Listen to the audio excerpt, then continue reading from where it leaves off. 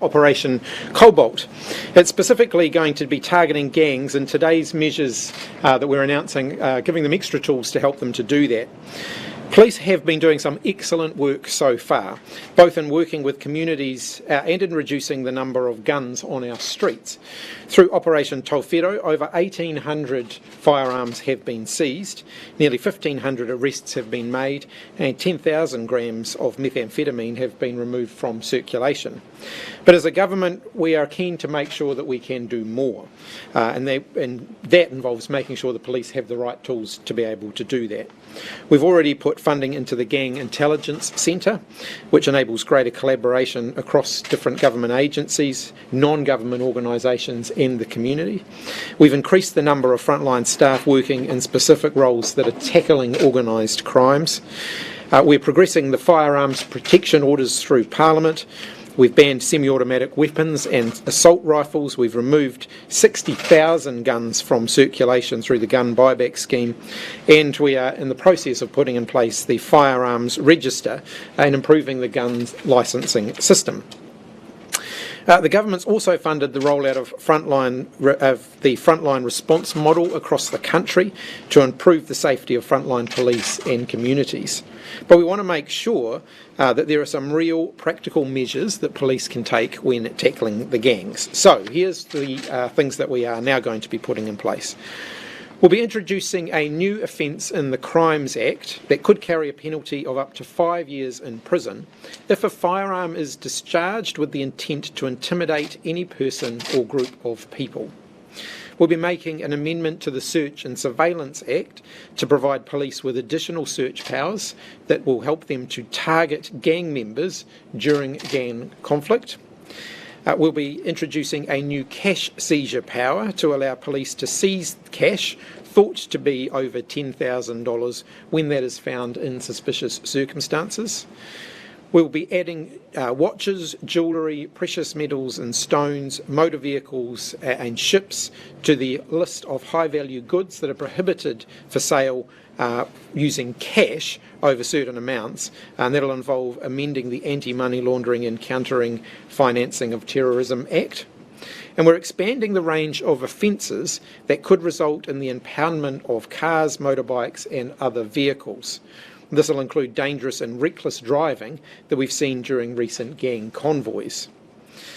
We've been working alongside the police, listening to what they know will help them to do a better job, and we've made these changes, or we will be making these changes as a result of those discussions. Basically, we want to hit the gangs and the offenders where it's going to hurt them. So by going after their guns, their cars, their motorbikes, and making it harder for them to launder money. We're also responding to increased incidents of intimidation and violence on our roads and streets and in homes. This will work alongside the intervention work ministers are doing to stop people, particularly young people, from getting into gangs and this kind of criminal offending in the first place. I'll now hand over to Minister Allan, and then we'll be happy to take some questions. Morena koto. It's Dr. Jared Gilbert that said that solutions need to target particular problems, and this has been the approach that we have taken since we have pulled together the suite of reforms. One of the current problems New Zealanders are worried about, and rightly so, it's the spike in gang warfare, as evidenced just here. So we've designed a fit-for-purpose responses that are targeted at quelling the gang warfare by, as my colleague said, hitting them where it hurts. We're going after guns, vehicles and cash. New Zealanders have the absolute right to feel safe in our homes, and the police need the adequate powers to do their job. The Ministry of Justice have worked closely with the police to design the suite of targeted measures to ensure police have the tools that they need to tackle violent organised criminal behaviour, whilst also ensuring that the measures are evidence-based and uphold the rule of law. The reality is, as we all know, people don't become gang members overnight. There are enough evidence-based reports to show that the contributing factors for joining gangs hinge on socio-economic factors, families, community environments or lack thereof, and a desire for a sense of belonging. Often these are intergenerational issues and they're complex. Well, today's announcements are about ensuring that the police have the right tools to crack down on gang behaviour that is violent and completely unacceptable. We also are acutely aware that the best tool that we have is prevention. Preventing people joining gangs in the first instance, we know will always be better than a belated cure.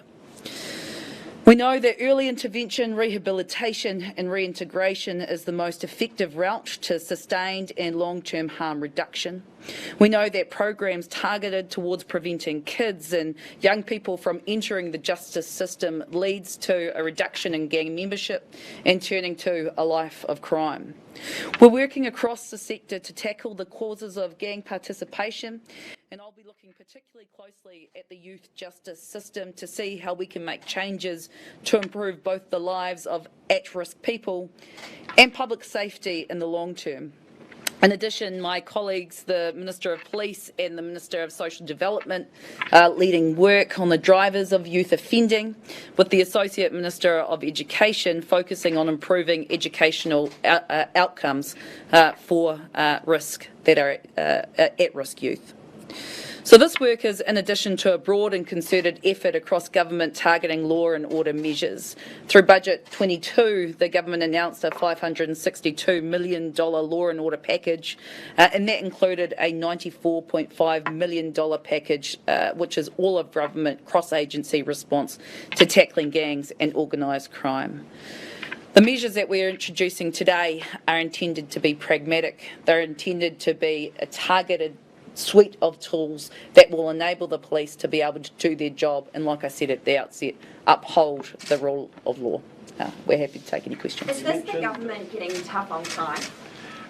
I completely reject the terminology of tough on crime and soft on crime. We're focused on what actually works. So I've been on the road with the Commissioner over the last 2 weeks, visiting police stations up and down the country.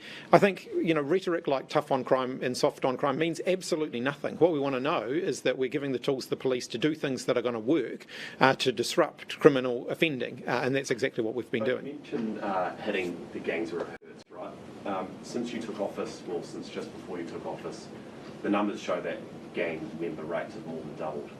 So why do this now? Why not make this a priority as soon as you got in? The numbers were trending that way.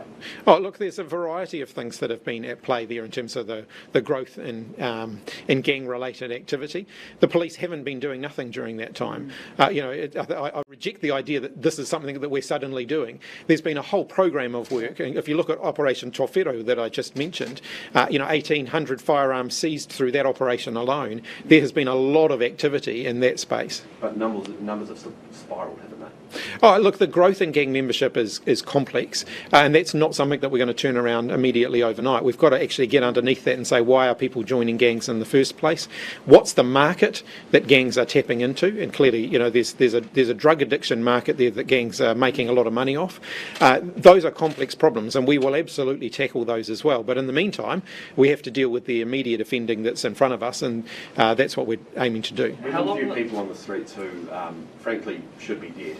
People have driven past their houses, they've got kids in there, they've had gunshots fired into their house, and it's narrowly missed some of these people. What do you say to them? I say that if you look at the package of measures that we've announced today, it is designed to target exactly that kind of activity. So the new firearms-related offence that we're introducing of discharging a firearm in order to intimidate people, at the moment there is a loophole in the law that's prevented the police from being able to be tougher on that. They will absolutely be able to take more action in those instances. Can you guarantee that this suite of measures will curb the rise in gang tension? Police are working incredibly hard, including Operation Cobalt, which we've just been briefed in more detail on, to really crack down on gang-related activity. But that's a complex piece of work. This set of measures that we're announcing today is not the end of the matter. The government is looking at other issues as well, and we'll continue to work our way through that. I expect there will be further announcements in due course as we identify new practical steps that we can take to really target this illegal activity. Why haven't you banned gang patches? Look, ultimately, that's not going to make a huge amount of difference. And the evidence internationally suggests that it tends to displace gang offending and criminal activity, maybe forces it underground, but it doesn't make it go away. How long will it take? We'll be aiming for a relatively speedy legislative process. Obviously, it involves a change to the law, so there's a priority now on getting the law changes drafted. I'll be making sure that happens as quickly as possible, and then we will be working with other parties in Parliament to secure support for the legislation so that it can move its way through the legislative process relatively quickly. Is as quickly as possible enough comfort for the people that are scared? Well, the government has to follow the law as well, and so we can't simply announce something and declare that it's the law. It does have to go through a legislative process, but we'll be aiming to make that as efficient as we possibly can. So will these changes make people feel more comfortable in their own homes? Well, look, my message to people who are concerned about the escalating level of gang activity across the country is so are we. And we are taking measures that are practical, that are going to make a difference, that the police have advised us will make a difference. We'll continue to look for more things that we can do to disrupt gang offending. And we have practical measures, come to light that we can take, then we'll work our way through those as well. And if these changes don't see the improvements that you want to see, will you take responsibility? Like I said, this is not just simply a one-off. This is part of an ongoing program of work. This isn't going to suddenly mean that gang-related activity disappears overnight. We have to actually get underneath some of the causes of that. Gangs have captured a market around illegal drugs, for example, that we can do a lot to disrupt. We are doing a lot to disrupt. And there's been work for many years in that space. So some of the anti-money laundering legislation, for example, is making a difference, but that doesn't happen overnight. So making sure that we're making it as difficult as possible for gangs to operate in that space is important. But I can also tell you, with my other ministerial hats on, that there is a lot more we can do to choke off the supply of new gang recruits as well. If we get young people engaged in constructive activities that doesn't lead them down a path to more serious criminal offending, then we can actually turn some of this around in the medium to longer term as well. And that's what Minister Allan has just outlined. We've got a whole program of work across government in that area. But yeah, just off the back of Minister Hipkins there, Corrections have a list of over 2,000 young people that are on their known gang associates list. Of those 2,000 gang members, 100% of them had been in contact with police at a younger stage in life. So what Minister Hipkins is saying right here, look, there's not a silver bullet that you can click your fingers and hope that things work right now. But what we can do is take an all-of-government approach. We can look at the prevention, the intervention measures, and there are a suite of those going across the board. But just in response to somebody else, one of the key things, I think we've probably learnt this from COVID, is that we are always looking at whether the policy settings that we are making are landing. What we don't want to be is a government of rhetoric. We're a government that's focused on outcomes. So these are the raft of reforms that we're introducing today. As Mr Hipkins said, it's not the end of the line. We'll continue to monitor to see that the policy settings are actually working and working for those that need them most. Again, there's no silver bullet, but when do you want to see? Well, right now, arguably, you could say that we're seeing results. Right now, we've just sat with the Operation Cobalt and a whole team of people that have been pulled together specifically to target organised gang. They're making interventions, they're making disruptions in activities, whether that's acquiring methamphetamine at earlier stages. So again, it's not this is the start and the end today. The start has been ongoing and there are more and more measures, and this is in addition to the suite of reforms that have already been announced. When did this loophole become apparent? Look, I don't know the answer to that, but clearly it's a loophole and it's one that we're moving quickly to close. So Marie Driver said this morning that there is no loophole. Sorry, what was it? Marie Driver said this morning that there is no loophole. Well, and what of this can be done within the current setting? So there are a suite of offences that could be applicable. What we're seeing, though, is a rise in a particular type of crime. Drive-by shootings aren't something that happened in the 80s and 90s like they are happening right now. So what's going on is that if you have a person who's shooting at a house with the intent to intimidate, yes, you can charge them under a summary offences for intimidation. The maximum penalty, 3 months. I don't think New Zealanders would be satisfied with that as a maximum penalty. Yes, we could also charge them for discharging a firearm. You can charge them under the Firearms Act. Maximum penalty, 6 months. I don't think New Zealanders would be satisfied with that as an outcome. The comparable types of offences that we're looking at, the threat to kill, that carries a maximum of 7 years imprisonment. Threat to kill. Where we've gone here is okay. Well, there's currently under the Crimes Act, if I am discharging a firearm in a dwelling house, that carries a maximum penalty of 3 years. If I'm doing drive-by shootings, probably in the middle, that would probably be about sufficient and what we think is comparable across the board. So yes, there are offences that can be pulled on, but whether they're sufficient, we don't consider that they are. On the 14-day Come over here. on the 14-day searches, how do you qualify who comes under? So we've got, clearly there's some work in the drafting to make sure that we're defining this appropriately, but it is targeted at gang-related activity. So, patched gang members, clearly yes. In the drafting, we'll be very clear around exactly what the parameters of that are. So there isn't a lot of legislative definition around this area at the moment, so that is one of the things that we'll be doing in the next few weeks as we get this drafted. And one of the key criteria there is making sure that there's a gang conflict in place. Yeah. I want to draw on the current experiences that we've just had. You've had police officers that have to wait until an offence has been committed, then they can apply for the warrant, and then they can go about and do their activities. How do you define a gang conflict? Well, that's exactly what's right now. I mean, this will be part of our process in terms of the definition that we have to go through as part of a policy process. But where you can see known gangs, so we'll need to have known gangs that are engaged in a type of conflict, as we've seen out here with killer bees and others. That process there is going to be critical. It can't be just any other kind of behaviour, but it is tagged to that criminal conflict. There needs to be an escalation, and a judicial officer needs to be satisfied that that's the situation that's in place. What would you like to see? How would you like that defined? Do you guys have a preference, a certain amount of shootings or something like that? Well, I think that where you can see that there's a real disturbance to public safety. So it hinges, the third part of that offence that we're looking at is that where there is a real threat to public safety and broader public safety. I think that's got to be the threshold here. We've got ordinary New Zealanders who have the right to feel safe in their homes. They don't right now because of this particular type of activity. The ultimate protection here is that police will have to convince the person issuing the warrant that there is an escalating tension between gangs that needs to be addressed. So it needs to be escalating. Or a heightened degree of tension between gangs. There is gang conflict at play. What would be insufficient, and we've turned our minds to these types of issues. What would be insufficient is a person that has a patch. That's insufficient. That's not a gang conflict. Yeah. What we need to see is that there is absolute conflict between gang A, gang B, that's creating a situation. But for example, the killer bees and the tribesmen have had conflict which has lasted years. Could these searches be used? Carte blanche? Yeah, no. in a time where there isn't some sort of tit-for-tat shooting going on. No, so that's the purpose of this warrant, so that you have to be able to convince a judicial officer that there is a current escalation in conflict, that is a threat to the broader public safety, and it meets the threshold that requires these particular types of surveillance powers. So what is the safeguard at the, James is talking about sort of bottom of the cliff. What's the safeguard at the top of the cliff? Is this what you're talking about, reducing people going in there in the first place, joining gangs in the first place?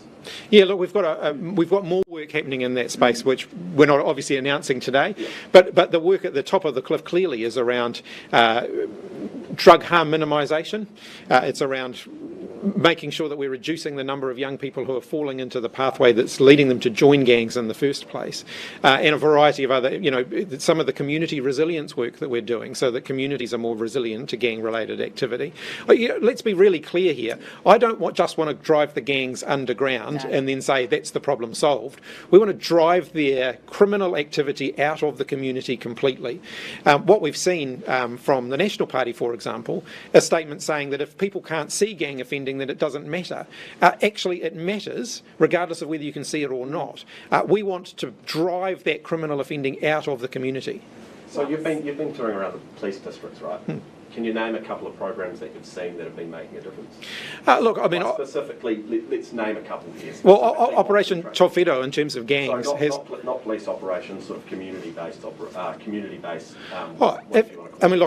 If we're talking about preventing young people falling into gangs, for example, there are a whole lot of programs that we funded through COVID-19 through a thing called the Ākonga Fund, which was administered by the Ministry of Youth Development, which was around giving young people positive things to engage in, and it was particularly targeted at those more vulnerable young people in the community. In my own area, the Billy Graham Boxing Academy, for example, had outstanding outcomes where they got young people who were otherwise getting into trouble. They gave them something constructive to engage with. Those kids are more regularly attending school. They're doing better in school. They're not getting into trouble. That's just one example, but there are countless others. It's not going to be a one-size-fits-all model. Many of these solutions are going to come from within the community. And so our job as government is to say, okay, how can we better support those community initiatives wherever they're emerging, to make sure that we're giving young people something useful to do that's going to keep them out of trouble. What is the threshold going to be for the high value items prohibited cash sale? We've got to finalise that. We've just been in conversation. We've just had a conversation about that at the moment. So we'll finalise that in the drafting process. And does the new law about stopping intimidatory gun shots cover raw people firing in the air to ward off rustlers and equipment thieves? Yeah, so the issue here is where there is the intention to intimidate. So the threshold applies. These aren't these are carte blanche offences. That's what the Bill of Rights requires. So if you are going out with the intent to intimidate any person with a gun and discharging it at them, it'll be at the discretion to the police as to how they'll charge you there. Why are gangs so emboldened right now? Why are gangs so emboldened right now?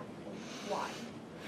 Look, we've seen an escalation in gang-related activity, particularly associated with the importation of a pattern of criminal offending that we haven't seen associated with gangs in New Zealand to the extent that we are seeing now. 501s being deported from Australia is one of the contributing factors.